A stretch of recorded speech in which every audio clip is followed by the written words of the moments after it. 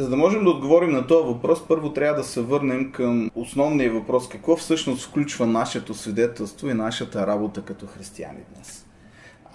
Ние не можем да приемем това, че нашето свидетелство е ограничено до няколко интелектуални предположения или няколко интелектуални твърдения, както много хора днес твърдят, че благовестието е нещо съвсем кратко, може да се даде в 6 минути, може да се даде в 6 изречения, или може да се даде така в едно изречение, като Христос умря за твоите грехове и край, това е благовестието. Не, това не е благовестието.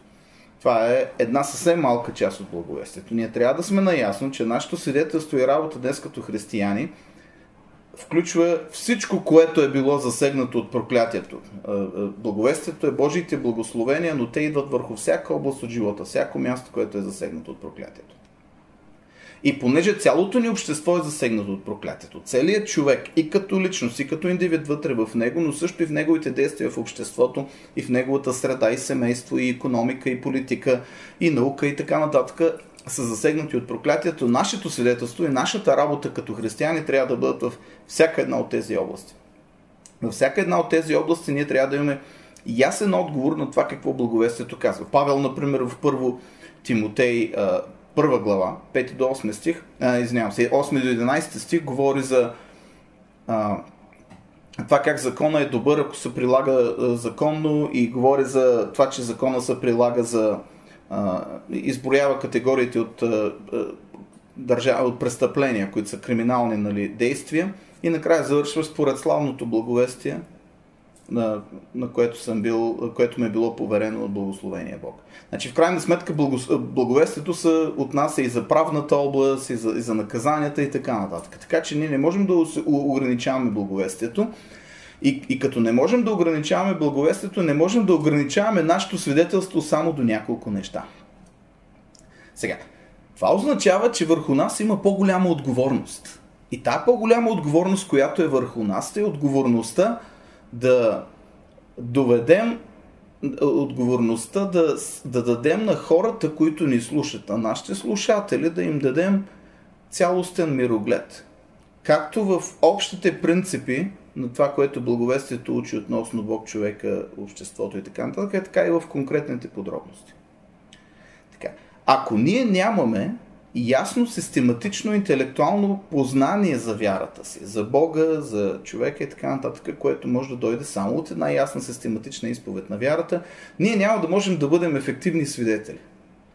Да, ще можем да кажем едно-две изречения, общи изречения за това, че Христос е умрял за тебе и така нататък, но това няма да бъде истинската промяна на ума, която благовестието изисква. Промяна на ума, която засяга всяка област от живота на този човек. Интелектуална, практическа и така нататък. Изповедите на вярата в историята, в крайна сметка, историята в крайна сметка е това развитие на познанието на християните, за развитие на познанието на християните, което се основава на тяхната вяра. Това е историята е все по-голямото, все по-дълбокото самоосъзнаване на християните на това какво означава тяхната вяра за всяка област от живота. Когато се върнеш много назад в историята, ще видиш, че първите изповеди на вярата, като апостолската изповед на вярата, например, са доста прости и доста кратки. И те наистина определят кой е християнин и кой не е християнин. Когато продължаваме нататък, обаче в историята, виждаме, че изповедите на вярата стават все по-подробни. Появяват се и такива неща като катехизис. Катехизис е като един вид интервю към християнина, нали? Интервю с въпроси и отговори. Което също е част от изповедта на вярата. И това интервю включва какво казва това Библията за този въпрос? Какво казва това Библията за другия въпрос? И въпросите стават все по-конкретни и по-конкретни. И това е помагало на християните в историята да формулират своите възгледи за всяка област от живота. В крайна сметка ние стигаме до там, че има, както казах по-рано, има християнски възглед за икономиката, има язически или еретичен възглед за икономиката, който не е основан на Библията. Има християнски възглед за политиката или за обществената дейност, има язически възглед за политиката и обществената дейност. И тогава един християнин, който е въоръжен с изповедта на вярата, с една развита изповед на вярата, винаги когато той се сблъска с проблем в обществото, той гледа на този проблем като на възможност за свидетелство. Той гледа на този проблем като на възможност за прилагане на благовестието. И тогава неговата мисъл винаги е дай да се върна към изповедта на вярата и да видя какво моята изповед на вярата или катехизисът, който е част от нея, казва за този конкретен проблем. Защото ние сега връщаме обратно към Бога нашето систематично разбиране за това как нашата вяра се прилага в живота ни. Слава за Бога е да скрива нещата, слава за царете е да ги разкриват и да познават всяко нещо. Нашата работа е да разкриваме като царе, нашата работа е да разкриваме това, което Библията каза за всяка област от живота. И един пример, който аз бих искал да посоча, това е, ето сега чета от подробния Уестминстърски катехизис и относно 8-та заповед. Значи първо трябва да ни бъде ясно, че в Уестминстърския катехизис за всяка от 10-те заповеди има два въпроса. Какво се заповядва в тази заповед и какво се забранява в тази заповед. Има положителна, има отрицателна страна. Знаем, че повечето от тези заповеди, 10-те заповеди звучат някакси отрицателно.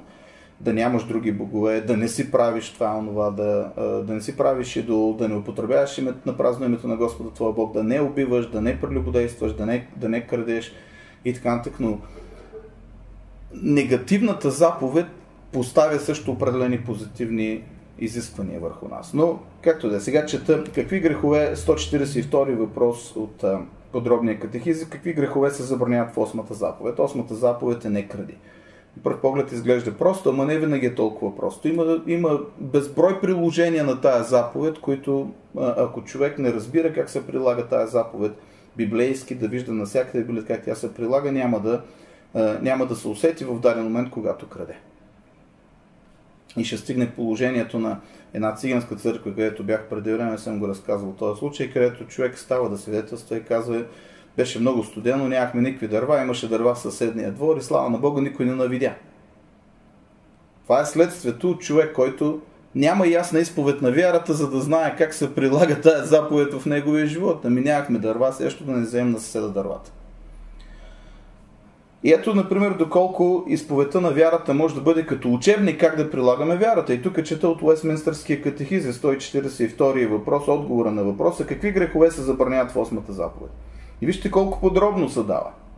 Греховете забранени в 8-та заповед, освен пренебрегване на посочените задължения в предишния въпрос, значи в предишния въпрос можете да видите задълженията по тази заповед, са кражба, грабеж, отвличане на хора, приемане на нещо откраднато, непочтени сделки, използване на неточни мерки и теглилки, ето ви инфлацията тук, преместване на земните между очертаващи граници на нечия имот, несправедливост и непочтеност с договорните отношения между хората или по въпроси, изискващи доверие, потисничество, насилие, незаконни лихви, подкупи, дребнави съдебни дела, насилствено отнемане, обезлюдяване на земи, държавната система на отчуждаване на земи, изкупуване и задържане на стоки, за да се вдигне цената им, незаконни професии, както и всички други несправедливи и греховни начини да се отнема от ближния ни или той да се лишава от онова, което му принадлежи за обогатяване на самите нас. И така нататък. Няма да продължавам, тя е доста дълъг е отговора на въпроса, но в крайна сметка една добра изповед на вярата ще ни даде всичките тия подробности, така че ние като християни сега знаем как да действаме във всяка област от живота. За съжаление, повече от съвременните пастори и християни бих казали, това е легализъм, защото той ти дава някакви юридически правила за действие. Истината е, че това е твоето свидетелство пред езичниците. Твоето етично поведение в този свят, твоето съобразяване с Божиите правила за живот е това, което е твоето свидетелство пред езичниците.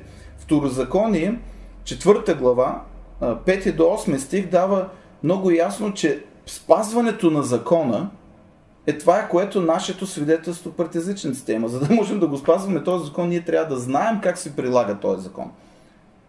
Изповедта на вярата е част от това познание. Тя е систематично разбиране на закона, систематичното му приложение в нашия живот, в живота ни, в обществото и следователно в нашето свидетелство пред хората, защото хората гледат на нашето свидетелство в нашите дела и казват, ето това е велик Бог и тия хора са мъдри и разумни хора.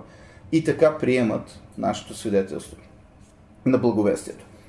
Църква, която няма изповед на вярата. Църква, която не е основана съзнателно върху изповед на вярата, няма да има ясни етични правила за поведение за своите членове и за цялата общност като цяло.